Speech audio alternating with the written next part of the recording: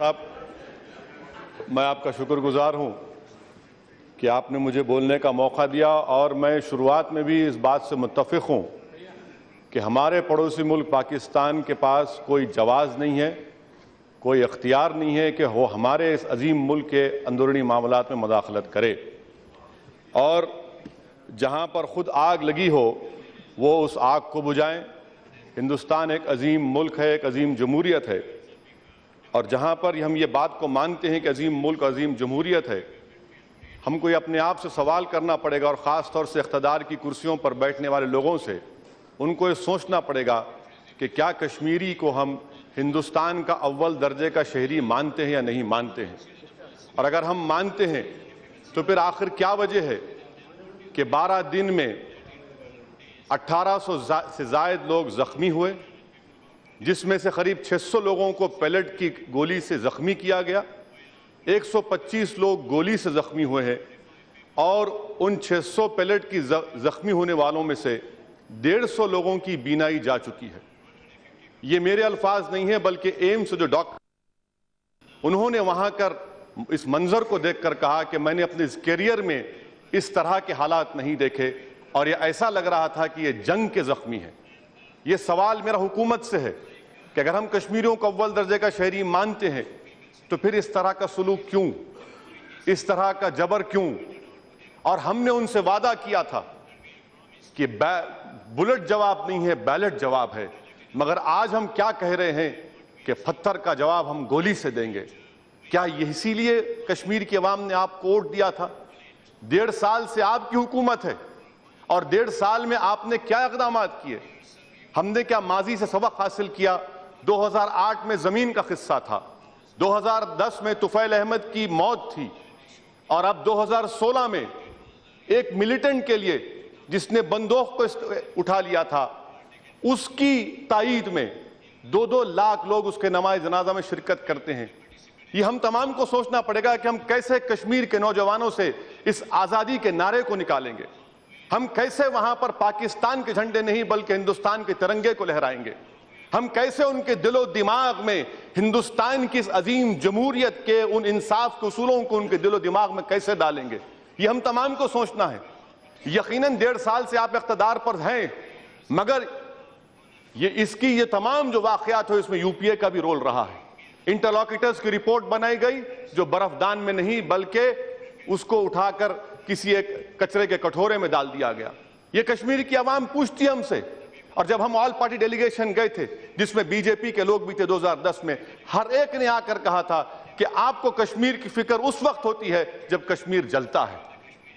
یہ بتائیے پھر ہم نے اس انٹرم میں کیا کیا؟ 2008 میں ہوا، خاموش ہو گئے اور ہم نے سمجھا کہ ہم کامیاب ہو گئے۔ 2010 میں گڑبڑ ہوئی، انریسٹ ہوا، خاموشی آئی، ہم سمجھ گئے کہ کامیاب ہو گئے۔ 2016 ہوا، اب پھر ہم یہی سمجھ رہے ہیں کہ ہم خاموشی وہاں پر ہو گئی۔ میں آپ حکومت سے کہنا چاہ رہا ہوں کہ آپ کے پاس کیا پالیسی ہے، کیا ویژن ہے، آپ کیا دینا چاہتے ہیں ان نوجوانوں کو جو اس طرح کی حرکت کر رہے ہیں جو ہم نہیں مانتے؟ ہم کیا کرنا چاہتے ہیں، آپ کیا کرنا چاہتے ہیں کہ وہ ملیٹنٹس کو چھوڑ دیں، سیپریٹسٹ کے ان کے کال کو چھوڑ کر ہندوستان کے اقتدار کی کرسیوں پر بیٹھنے والے قائدین کے پیچھے جائیں؟ آج افسوس یہ ہے کہ سر، سابقہ چیف منسٹر کی خبر کی حفاظت کرنے کے لیے 25 سی آر پی ایف کے جوان وہاں پر کھڑائے گئے۔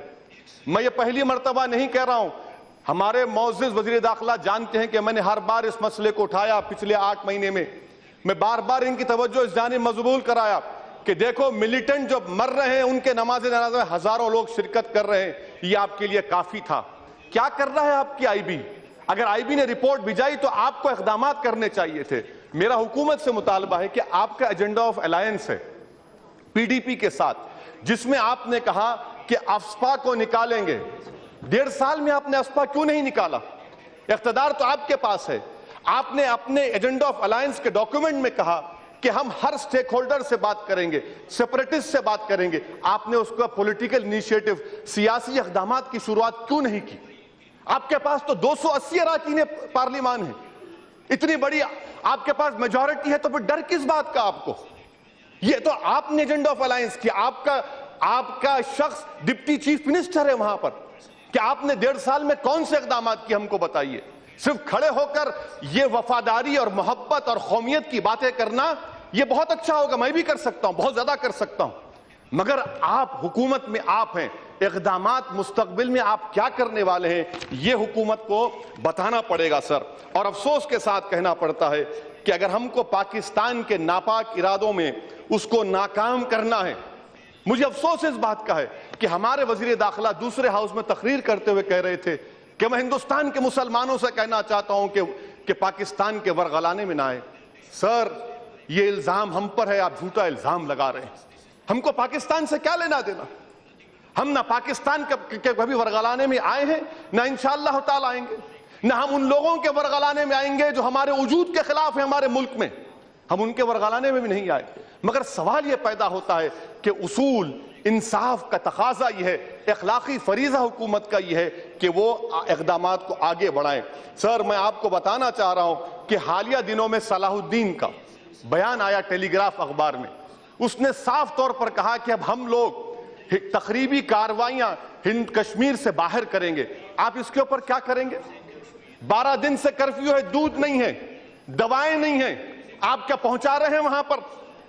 کوئی کشمیر کا تاریخ کا درس یہاں پر سب دے رہے ہیں۔ مجھے تاریخ معلوم، میں نے پڑھی تاریخ، اے جی نورانی کی کتاب پڑھی ڈسٹرکشن آف کشمیر، مگر میں حقائق کو اس لیے بیان کر رہا ہوں کہ آج کی اس ایوان کی کارروائی کو کل مستقبل میں مورخ جب لکھے گا تو مورخ مجھ پر الزام یہ نہ لگائے کہ میں نے منافقت کی، میں نے چاپلوسی کی، بلکہ میں کوشش کر رہا ہوں کہ حقائق کو اس ایوان میں حکومت کے سامنے رکھوں۔ یہ حکومت کی غلطی ہے کہ 1.5 سال سے آپ سو رہے تھے۔ یہ آپ کی ریمبو اور جیمز بانڈ کی اپروچ نہیں چلنے والی ہے۔ آپ کو ایک سٹیٹسمن کا اپروچ اپنانا پڑے گا، اور اس سٹیٹسمن کا اپروچ اس بات کا آپ سے مطالبہ کرتا ہے کہ آپ بات چیت کا آغاز کریے، بلائیے ان لوگوں کو جن بچوں کے ہاتھ میں پتھر، میں مکمل کر رہا ہوں سر، جن بچوں کے ہاتھ میں پتھر ہیں ان کا ہاتھ پکڑیے۔ سر، کیا حکومت ایک کمیشن آف انکوائری بنائے گی تاکہ اس مرنے والے بچوں کو معلوم ہو سکے کہ ان کے ماں باپ کو کیوں مارا گیا ان کو؟ اگر ہم ہمدردی رکھتے ہیں تو الفاظ کی ہمدردی بہت ہو چکی ہے، ہر کشمیری یقین نہیں کرتا ہماری بات کو، وہ انصاف چاہتا ہے کیونکہ وہ ہندوستانی ہے۔ اور سر، جو آپ دیکھیے جو پیلٹ کی گولیاں ماری گئیں، پٹیدار کا ایجیٹیشن ہوا، جاٹوں کا ایجیٹیشن ہوا، کسی ایک کے اوپر آنکھ پر گولی ماری گئی؟ کسی ایک نے اپنی بینائی کھوئی؟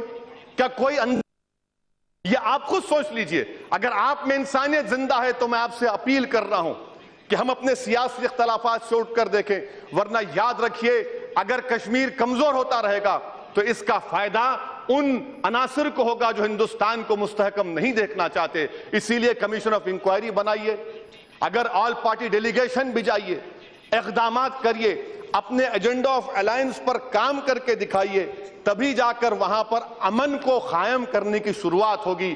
اور یہ مت سمجھیے کہ خاموشی آ گئی تو ہم کامیاب ہو گئے، اس پر کنسسٹنٹ کام کرنے کی ضرورت ہے۔ یہی چند گزارشات میں آپ کے ذریعے سے حکومت کے سامنے رکھ رہا ہوں، اور امید کرتا ہوں، اور ساتھ ہی ساتھ سر میں آپ کے ذریعے سے جو کشمیر میں لوگ مارے گئے، چاہے وہ ہمارے سیکیورٹی فورس کے لوگ ہوں یا وہ 50 لوگ ہوں، میں ان سب سے اظہار تعزیت کرتا ہوں، اور ہم اپیل کرتے ہیں کہ آپ تشدد کا راستہ چھوڑیے اور ہندوستان کی جمہوریت پر یقین کریے، اور ہم آپ کے حق کے لیے لڑیں گے۔ جو وعدے ان سے کیے گئے پورا کیجئے، تاریخ کا درس میں یہاں پر مت دیجئے، تاریخ سب لوگ جانتے ہیں۔ شکریہ سر۔